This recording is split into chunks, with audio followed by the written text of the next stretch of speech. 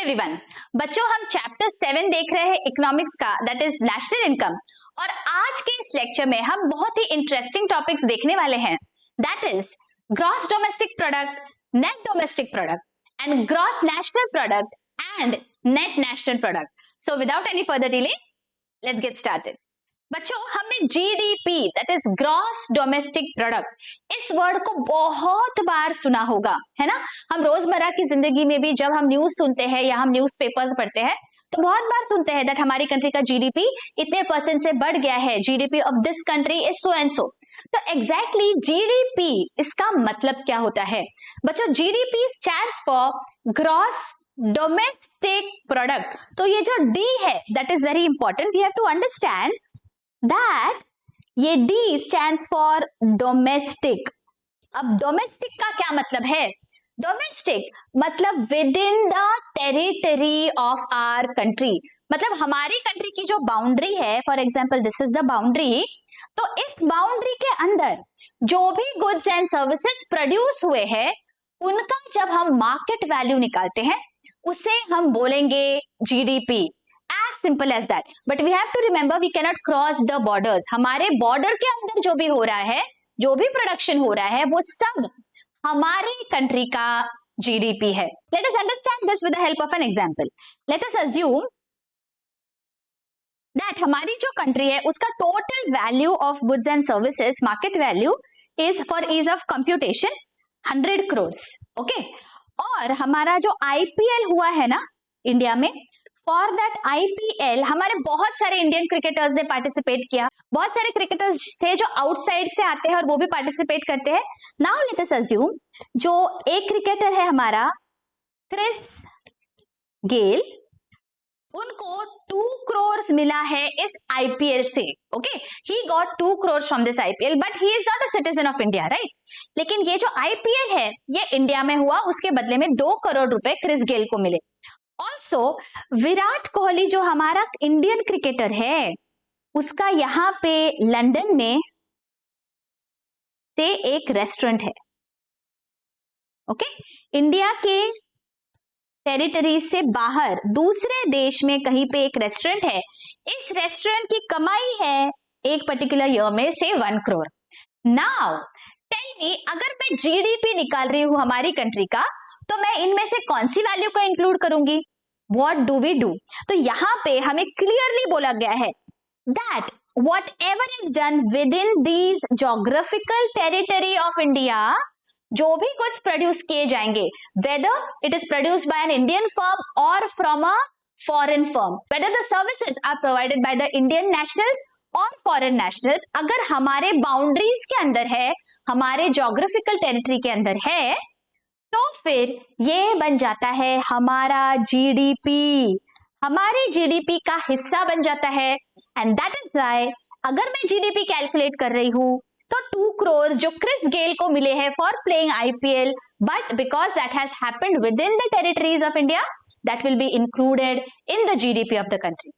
लेकिन Virat Kohli is also an Indian citizen, लेकिन जो इनकम यहां जनरेट हो रहा है वो रेस्टोरेंट है लंदन में, उसने जनरेट किया है 1 crore, तो उसका जो इनकम है that will not form part of the GDP of our country. तो ये जो जीडीपी है this will be 102 crores only. Getting it?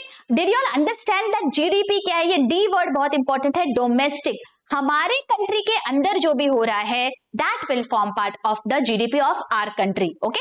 बाहर के किसी कंट्री से हमें कोई लेना देना नहीं है। अगर कोई भी foreign national, foreign businessman, foreign industry आके हमारे कंट्री में कुछ प्रोडक्शन कर रही है तो वो प्रोडक्शन भी हम हमारे जीडीपी में काउंट करते हैं, okay. So now let us move to your textbook page number 63, जहां पे हमें दिया गया है different concepts of national income, और सबसे पहला है GDP. Let us read, gross domestic product is the gross market value. अब ग्रॉस जब भी होता है बच्चों दैट मींस टोटल, इकोनॉमिक्स में टोटल को ग्रॉस कहा जाता है, right. So total market value of all final goods and services. ये फाइनल गुड्स एंड सर्विसेज क्या है? ये हमने पिछले लेक्चर में देखा था, राइट। जब डबल काउंटिंग नहीं होना चाहिए इसीलिए जो फाइनल गुड्स एंड सर्विसेज है उन्हीं को हम कंसिडर करते हैं, रॉ मटेरियल्स को या इंटरमीडिएट गुड्स को हम कंसिडर नहीं करेंगे, राइट? अगर किसी ने वो लेक्चर नहीं देखा है, I am giving the link in the I button to understand what do you mean by double counting. Okay, so goods and services produced within the domestic territory of a country during the period of 1 year. ये domestic territory word is very important for understanding GDP. Okay, तो final goods and services का monetary value है in a particular year, but it has to be within the domestic territory of the country. Okay, अब ये जो final goods and services है, let us see. अभी कोई भी firm है जिसने goods या कोई service providers है, ये goods and services प्रोवाइड कर रहे हैं. अब मुझे बताइए ये जो गुड्स एंड सर्विसेज है ये प्राइमरीली कौन लेगा? Who is going to be the consumer of these goods and services?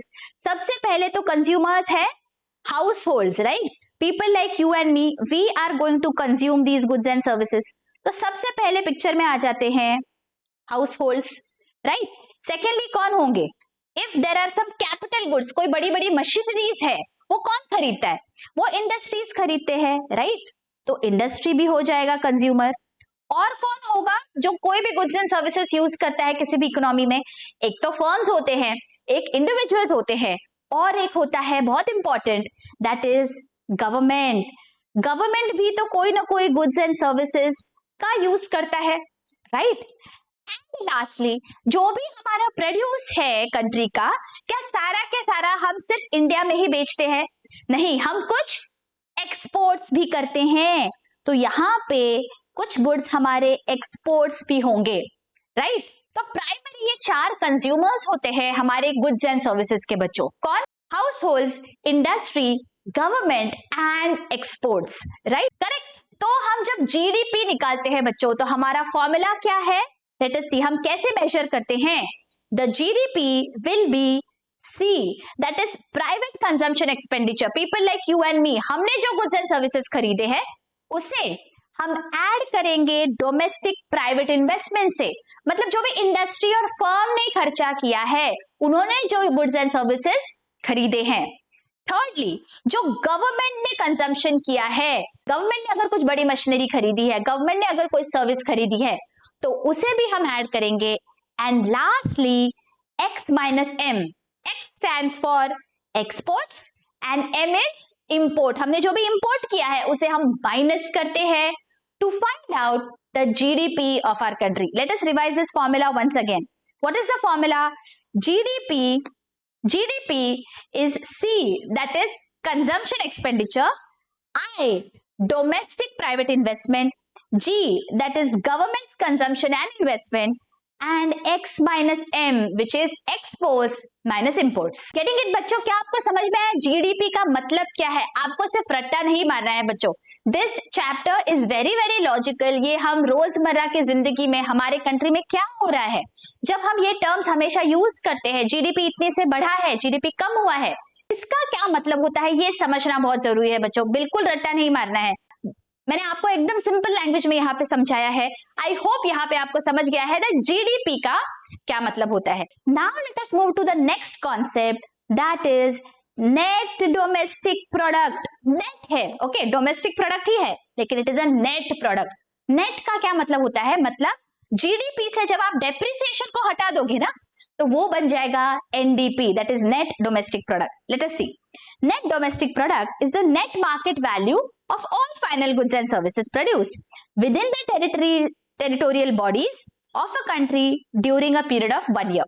मतलब यहाँ पे आपने net market value बोला है, और जब आप GDP देख रहे थे तब आपने कहा gross market value. तो what is the formula for NDP? GDP minus depreciation. अब depreciation आखिर क्या होता है बच्चों? It is a non-cash expenditure. सबसे पहले तो actual expenditure हो रहा है क्या? नहीं, it is a non-cash expenditure. लेकिन ये होता जरूर है बिकॉज हमारे जो बड़े बड़े मशीन्स है जो हम यूज करेंगे इंडस्ट्री में, over a period of time those are going to become obsolete. उनमें कुछ ना कुछ वेयर एंड टेयर होगा जिसे हम बोलते हैं डेप्रिसिएशन. इसीलिए जब हम हमारा नेट डोमेस्टिक प्रोडक्ट निकालते हैं उसमें से हम इसे माइनस करते हैं जीडीपी से. व्हाई? बिकॉज ये जो डेप्रिसिएशन है, this is reducing the value of my machines. देखिए बच्चों, आपको मैं एकदम ब्रीफ में समझा रही हूं। अगर आपको सिर्फ इतना डेफिनेशन समझना है, GDP minus depreciation is NDP, तो भी it is okay, but just for you to understand little deeper I want to explain. Now let us assume हमारी जो ये कंट्री है इसमें इतने सालों से कुछ ना कुछ प्रोडक्शन स्टार्ट ही है, राइट? तो यहाँ पे लेट अस अज्यूम दैट हमारी कंट्री में सिर्फ और सिर्फ एक तरह की मशीन बनाई जाती है, और अब तक इतने सालों में पिछले only 1000 such machines have been manufactured. This is just for ease of understanding. Okay, now we are in 2024 और इस साल हमने 10 machines बनाए हैं। Okay, पूरे कंट्री का जीडीपी है 10 machines. Okay, let us multiply this by the market value. Say the market value is 500 of this machine, तो हमारा जीडीपी हो जाता है 5000. Okay, just for ease of understanding इस तरह मैंने छोटे नंबर्स लिए हैं बच्चों। Okay, नाउ ये जो मशीन्स है ये बहुत सालों से हमारे पास चलते आ रहे हैं 1000 मशीन्स। अब क्या ये 1000 मशीन्स की वैल्यू जो पहले थी शुरुआत में, क्या आज भी वही है? नहीं, ये 1000 मशीन्स की वैल्यू हर साल कम हो रही है because of the depreciation, right?